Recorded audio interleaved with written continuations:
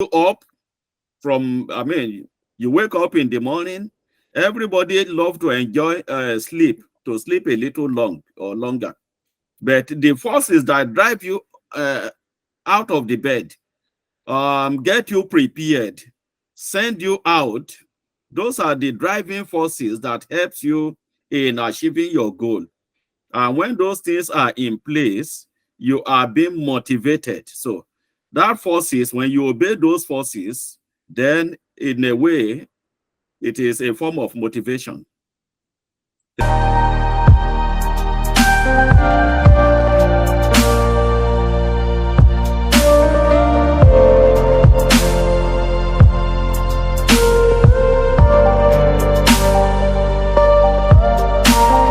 Good afternoon, my able pastors. Good afternoon, sir. Good afternoon. Good afternoon. Nice to see your face back again. Without wasting time, here. Pastor Sam from South Africa, you are welcome. Pastor Ologun from United Kingdom, you are welcome. Thank you very much for honoring my invitation. Thank you. Without wasting time, our case study for today based on motivation. We want to look to the area where motivation ginger people up, that's pushing people and helping people to go to the right directions. Someone to motivate them to climb up. But before we move further, what is motivation? Motivation is the willingness to act in any engagement that can lead to a goal or a target.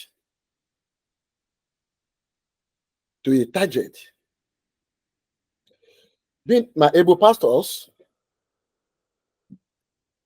you must have some certain things that you, Pastor Sam and Pastor Ologun, do that people like or see in you that motivate them.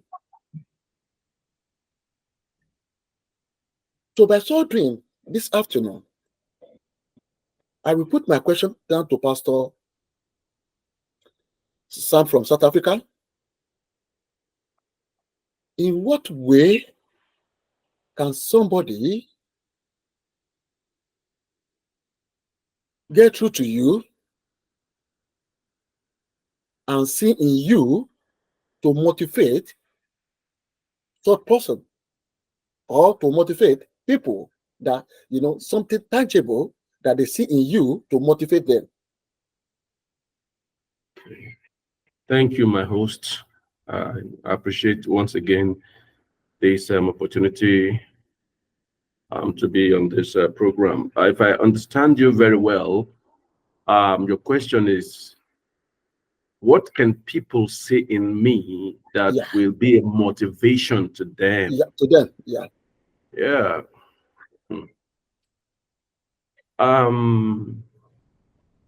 Different people have different motivations. Do you understand? Yeah, different people have different motivations. But as a person, I owe it to myself, first and foremost, to be motivated. Personally. Do you understand that? Now, let me put it this way, that motivation begets motivation. Motivation begets motivation. If I, as a person, I am not first and foremost personally motivated, enthusiastic, full of life and energy, up and going in whatever I'm doing, now I transmit that energy to people.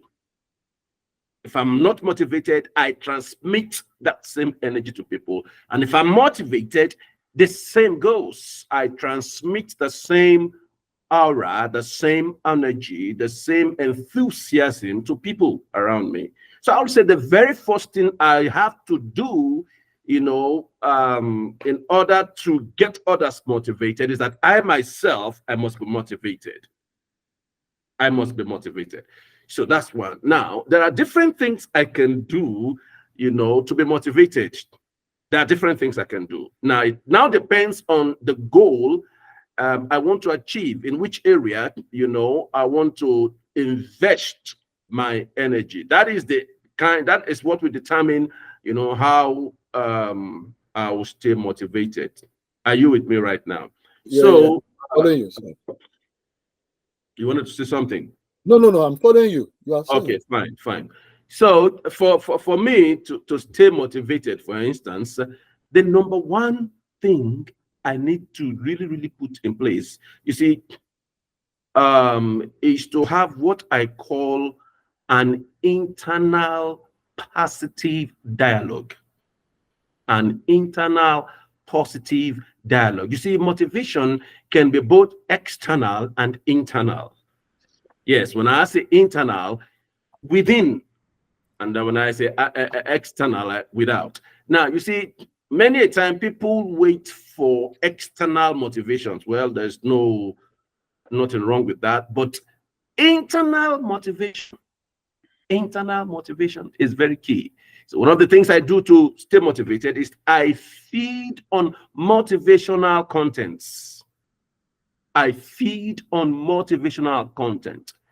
Read books that will motivate me. Listen to messages that will motivate me. Listen to seminars that will motivate me. And if I'm to go into, let's say, watching of films, I watch movies and films that will motivate me. That is a must for me. So, like I said, first and foremost, I must be motivated. And in order to be motivated, watch films and all that. Then 2 or 3 now, I keep an environment of motivation. The people that surround me, they themselves must be motivated. You see, you asked me what I must do to ensure that others must be motivated. That's fine. Me too, I keep a company of people who are motivated. People who, when I come into their presence, they add something to my life. Not only that, they also take away something from my life. Yes, people, you've heard it, that when you meet a person and they take something from you, then probably you run away from the person. It depends. If I have a habit that is wrong, for instance, and I meet somebody and by their level of wisdom, they've been able to chip that attitude of mine that is not right away from me, they've done me good. So such people, I tend to want to hang around them. And those people that I will meet that will tell me, Sam, there is something in you can do, you can improve. Each time I meet them, a better me comes out. I hang around that people. So talking about the environment I keep. So all these things I do in order to stay motivated. Thank you. Thank you, Pastor Sam. Thank you very much. Pastor Logun, we listen to what Pastor Sam just said. In area of motivation,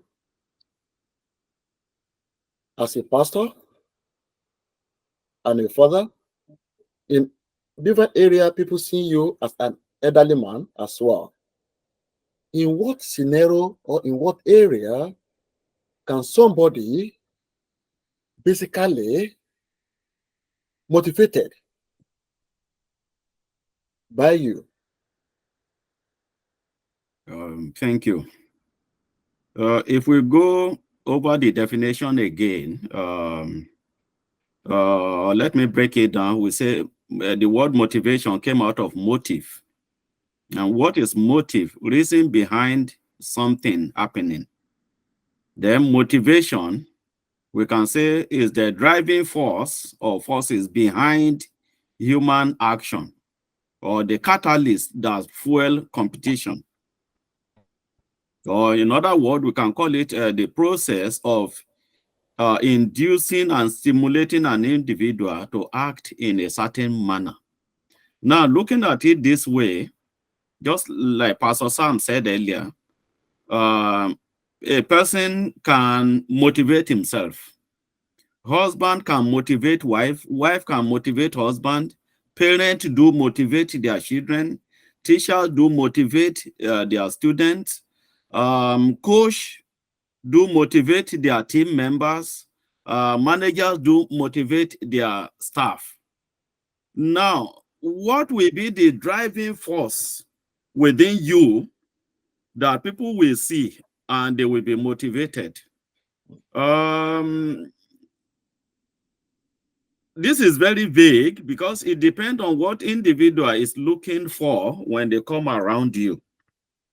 So if they are looking at, say, a particular skill which they feel you have, then of course your way of life can motivate them.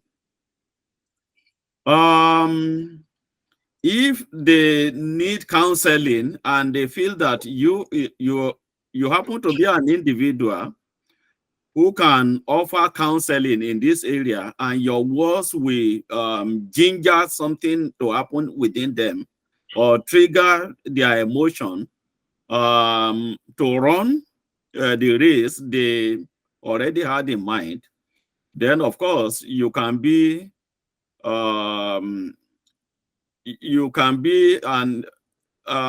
instrument of motivation to them. So it depends on what individual is looking for. Maybe they see something about your marriage and they are fascinated. They may want to come near you to receive motivation. So there are so many things about a man that can help fuel competition, or that can help a man to become that can help motivation from you, from a man. Thank you very much, Pastor Ologun. Now, before I ask another, let me ask another questions. Pastor Sam, do you think that behavior and characters can motivate people? Thank you very much for that. Certainly. In what way? Very good. Well, permit me to bring in this scripture. I think it's in 1 Corinthians. It's in, I think it should be in chapter 15 now, verse 33 or thereabout, where it says that evil communication corrupts good manner.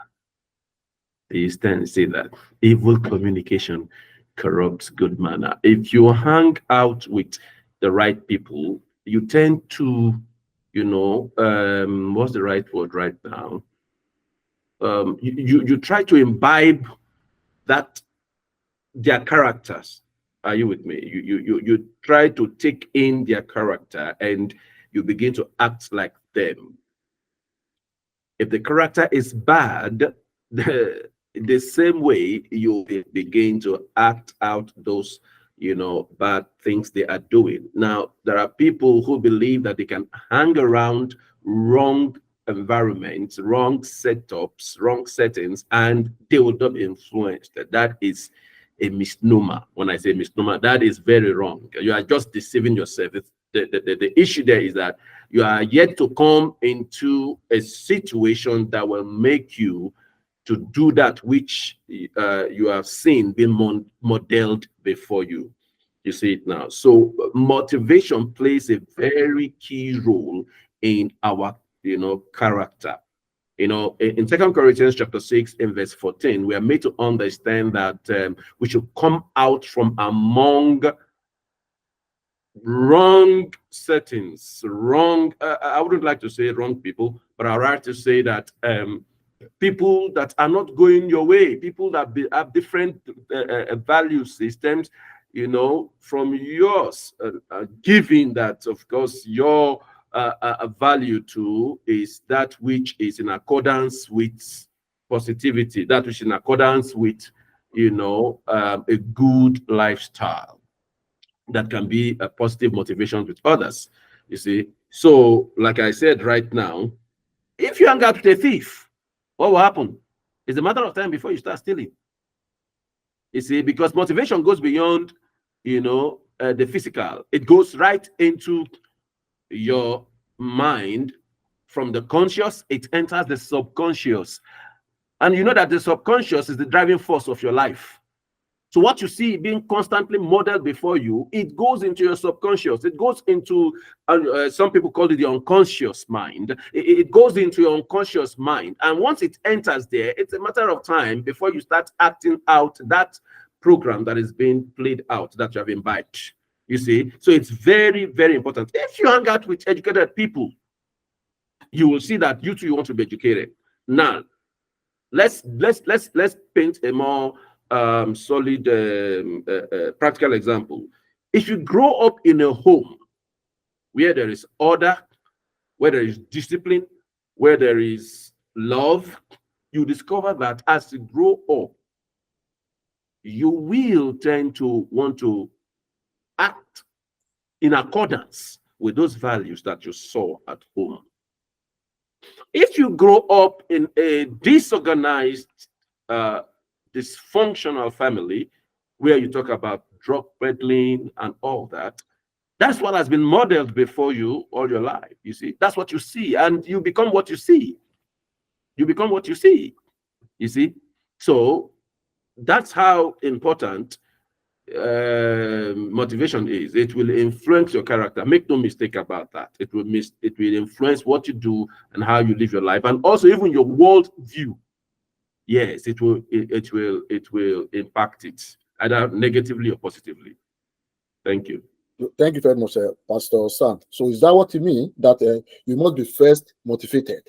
Yes, I said that in the first question, that for me to stay motivated, for instance, it's a must for me to be motivated as a person. So that the two works, behaviors and characters.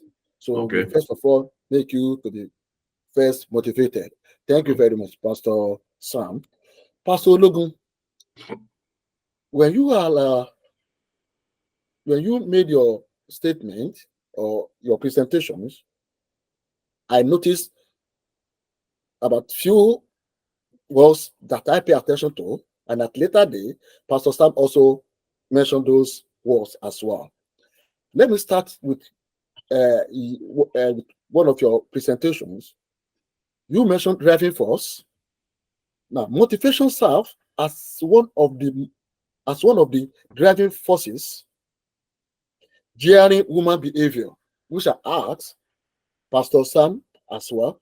So, what do you mean by saying a driving force on this area of motivations? Because motivation serves as one of the driving forces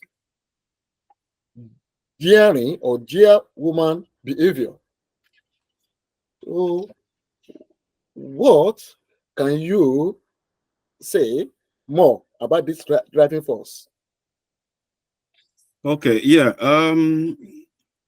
To be motivated, I mean, you must be motivated towards achieving something. And yeah, in order to achieve something, you have to set a goal for yourself. And when you set this goal, you set a timetable for achieving them. I mean, say within the next 6 months, I want to achieve A or B or C. So, from the day you set your goal to the day you achieve it, something has to push you towards achieving those goals. And the factor that pushes a man towards achieving his goal is what I mean by the driving forces.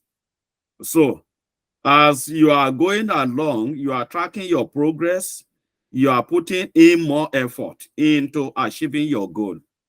So obviously, a goal that doesn't have deadline, an open goal, will lead a man to nowhere. So your goal has a target, it has a deadline. And in achieving it, there must be something that gets you up from, I mean, you wake up in the morning, everybody loves to enjoy sleep, to sleep a little long or longer. But the forces that drive you out of the bed, get you prepared, send you out, those are the driving forces that helps you in achieving your goal. And when those things are in place, you are being motivated. So that forces, when you obey those forces, then in a way, it is a form of motivation. Thank you. Thank you, Pastor Logun. Let us look motivations in another way around as our case study, as I said it earlier on. Those people that become or became armed robbers, assassins, kidnappers, terrorists, oppressors, woman trafficking, bullying, and etc., etc. Are these points of elements that I mentioned, did they motivate or motivated it somewhere else, Pastor Sam? Okay, if I get it very well, you are saying that the people that become this, that The higher killers, yeah, I get the you. assassin, Yeah. the terrorists, the Islamic jihadists or whatever, jihadists or whatever, the armed robbers, the kidnappers, the notorious bandit and co. Did they motivated it from someone? Yeah, I get you. As in, yeah, did they just decide to become that, or something motivated them, or someone motivated them to become all those? To a very large extent, I'll say that they were motivated, and at some point they yielded. You see, because somebody rightly said that in life, you still have to own up to whatever it is that you are doing. You still have to be, you have to hold yourself accountable, because many a time when people do wrong, nobody puts a gun to their head to do it. So there is an element of their choosing such. But having said that, we must not deny the fact that their environment, when I say environment, it could be family background, it could be their peers, like we have peer pressure, it could be the school they went to, sometimes the religious organization they find themselves, you understand my point? All these things, they are motivational, I don't know how to call it, background settings, that formed those people, you understand? So now let's take, for instance, people that become terrorists. Of course, they were motivated. It may have started, from a little age, even if they are not born into, some of them may be born into such family, for instance. A lot of people from let me say this way, the family of terrorists, many a time they follow that line. But some even that are not born into that, you see, they may start innocently by watching TV, making use of the media, and then in that process, they begin to feed in some contents that tend to be violent in nature. And because there is nobody to censor those things that they are taking in, that begins to shape them, you understand? It begins to, condition them. And then there and then they make a decision that this is what I want to do. And then in making that decision, they now begin to find associations. They begin to find encouragements from people who are already in that line. Like one of the things you need to do, one of the factors, of motivation is when you find mentors. Do you understand? You want to do something and then deliberately go out of yourself to look for someone who has been doing it and has made a success in it, and then you go to such people and you begin to learn from them. So you see, there is the personal decision, then there is also the mentoring dimension that is it. So in order to answer your question, it's pretty much that they were motivated to do such, but against the background, and they themselves, there's something in them there's a decision that has been fueled that brought about the yielding to the external influence. Thank you, Pastor Sam. Pastor Logun, I still back to you. I think either you or Pastor Sam mentioned something first. So now, in area of motivations, it fuels competition and sparks social connection.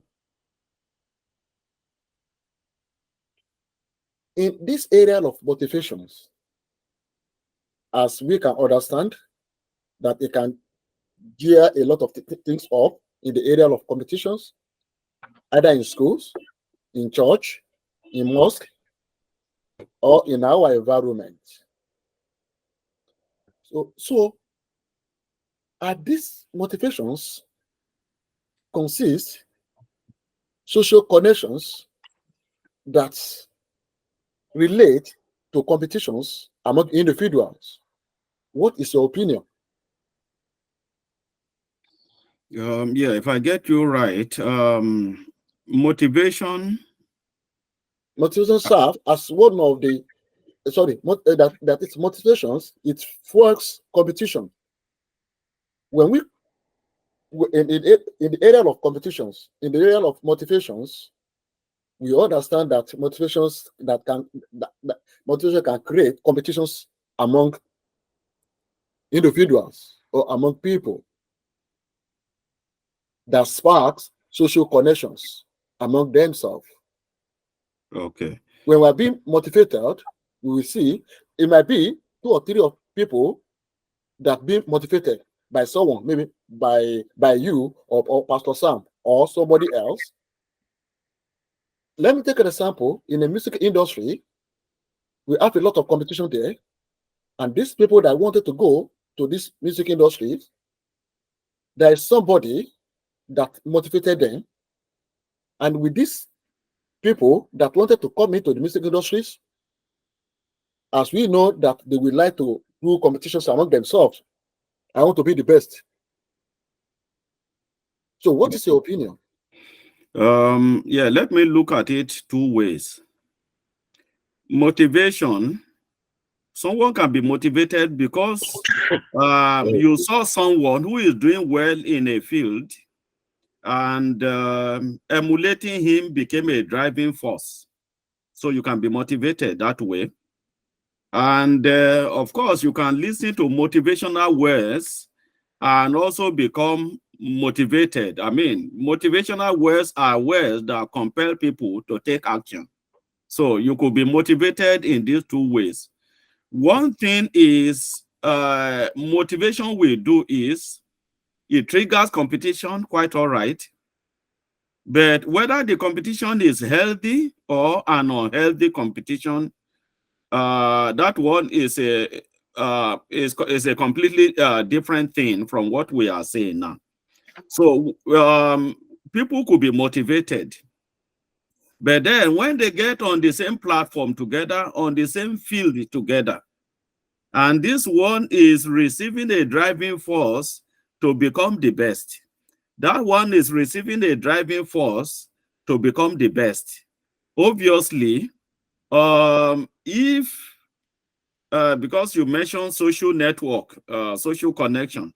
Now, if care is not taken, the driving force that individual is receiving in order to become the best, rather than bringing the best out of them for the benefit of the public, it can also bring the worst out of them to serve as a bad example to the public. So the moment one is motivated into competing with one another or competing within a system or a group, it takes maturity to live comfortably in an environment of competition. So one could be, competition could now cause problem. So depending on how people view it and how they are running the race in that environment. But as a pastor, a teacher, and a mentor, I always encourage people to live within their means. Live within your means. You are not in this world to compete or impress anybody. You are just yourself. As long as you can do something tangible for your life that put enough, that generate enough income for you to live a comfortable life.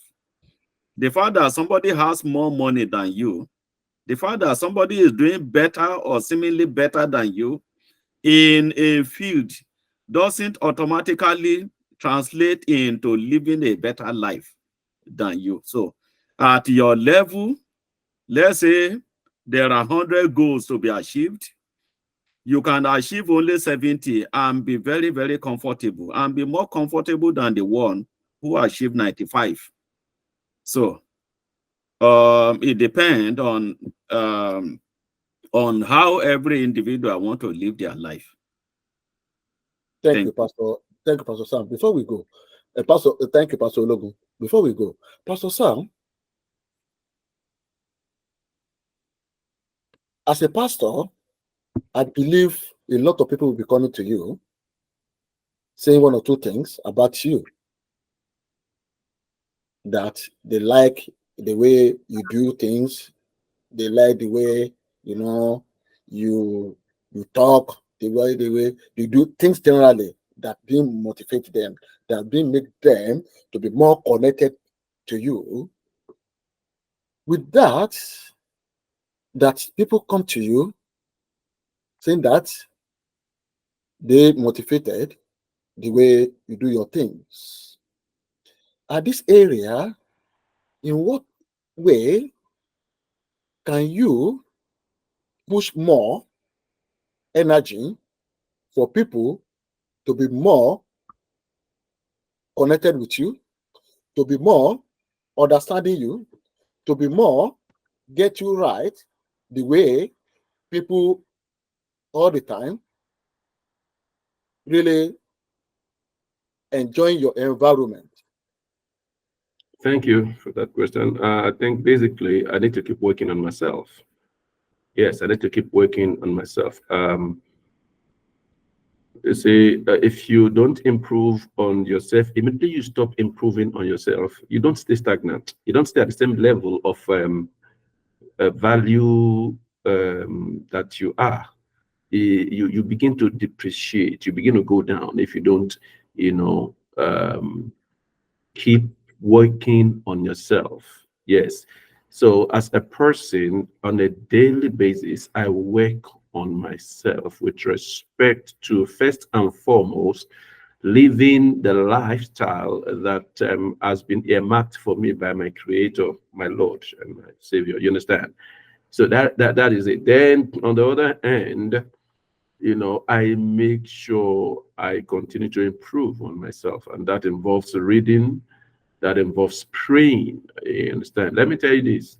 I'm sorry, I don't know if I do not intend to, be rude to any of our audience, but let it be said that for me, I have come to realize that the Word of God plays a major role in the kind of person I am today and who eventually I will be.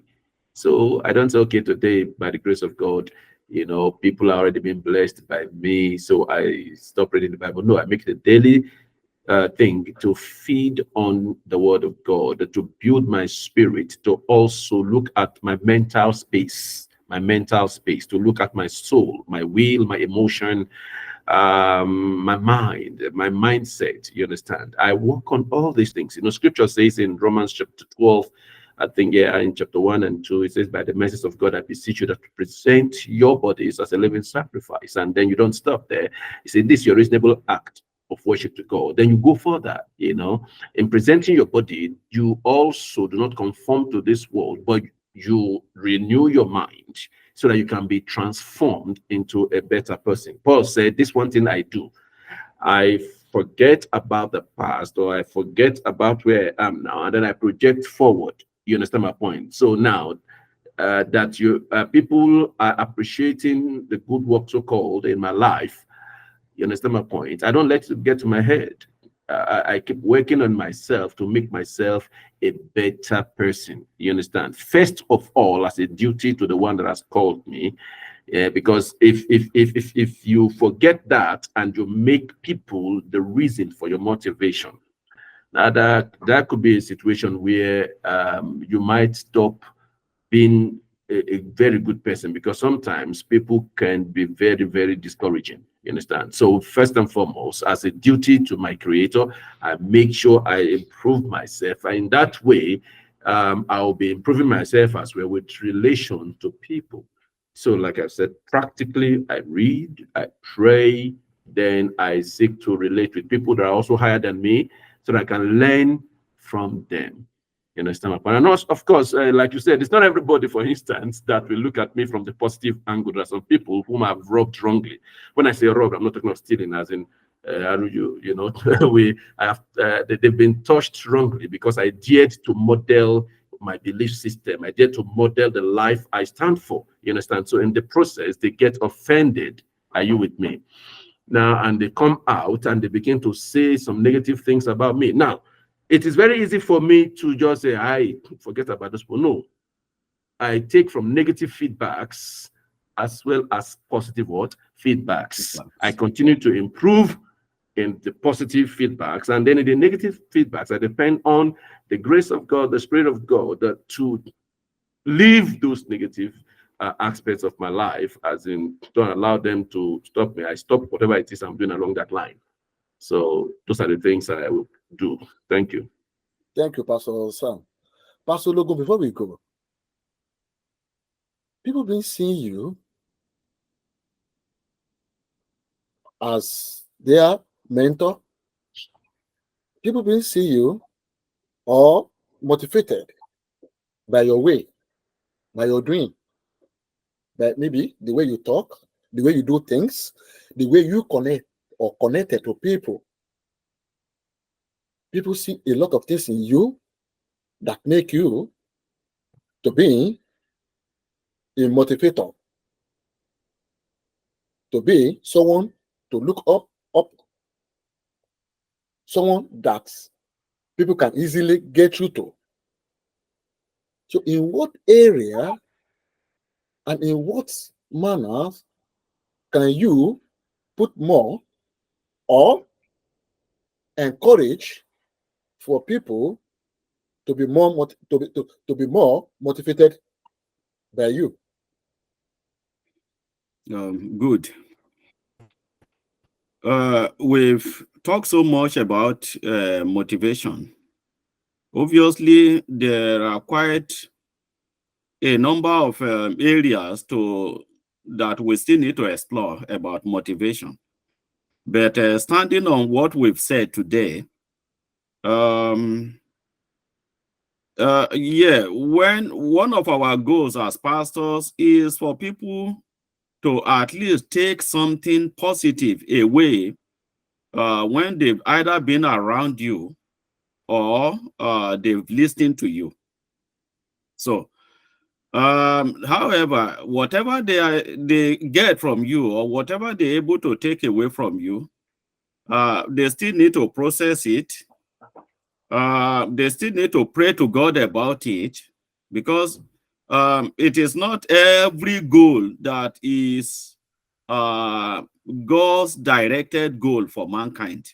So somebody can be motivated to do something which may not necessarily be the plan of God for that individual.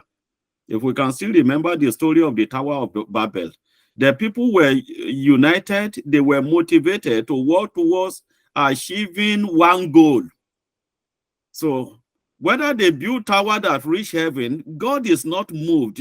Nobody can reach God. But the thing was that God is not interested in people having only one focus, and that is making name for themselves. So he came in and introduced multiple languages in such a way that some of them would say, oh, come, let's think of it. What are we doing? What is the motive behind this? Why are we building? What do we want to achieve? Will it profit us at the end of the day? So people's language were scattered. People that are of the same opinion, the same language, the same manner, the same way of life. They went their separate ways to form their own city.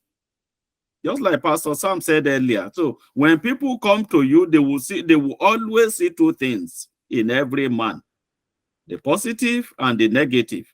So, and these positive things, when they take it away, they themselves want to use it to their own benefit.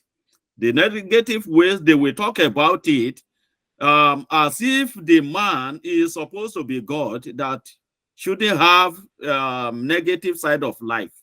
But then when as human beings we receive this feedback from people that, oh, Pastor A is this, Pastor A is that, Pastor A is A, Pastor A is the. By the time you have all this multiple analysis about me, please don't broadcast it elsewhere. Bring it back to me as feedback. Let me also learn from you. Let me also learn that, okay, this thing I did wrongly, you offer me your own advice. How you think that I should have done it better. Then I will do my best to improve upon myself. If your advice is reasonable, I will take it. If the advice is unreasonable, I will also lecture you about the reason why what you think I should be doing, why it isn't the best for my life. So obviously, somebody can, we remember the story of that's narrated to us by Ebenezer Obey years back about a man, his son, and a donkey. So at every spot they met people, they were giving advice as though the one who is advising them is the best. But the same advice they are getting is something they've done before, and people criticize. So there was a time the man and his son was on the donkey. Somebody criticized him. At another occasion, the man was going alone, and they put only his son on the donkey. Men still criticize him. At another occasion, it was the man leaving his son to walk. People still criticize him. At another occasion, it was just an empty donkey going ahead of the two of them. People still criticize. So, being a mentor, a motivator, a teacher, a pastor, people want to take something good away from you. But then you have to ask yourself, is that thing they are taking away, is it actually good for the season? Is it good enough? Is it, am I a good mentor in this area? Thank you very much. Thank you very much, Pastor Logun and Pastor Sam from South Africa. I really appreciate you. I thank you for accepting my invitations. I think we reached the end of our program. Thank you very much, my dear pastors. God bless you. I really appreciate you guys. Thank you. Thank you, sir. Thank you. Have a lovely day. Bless you.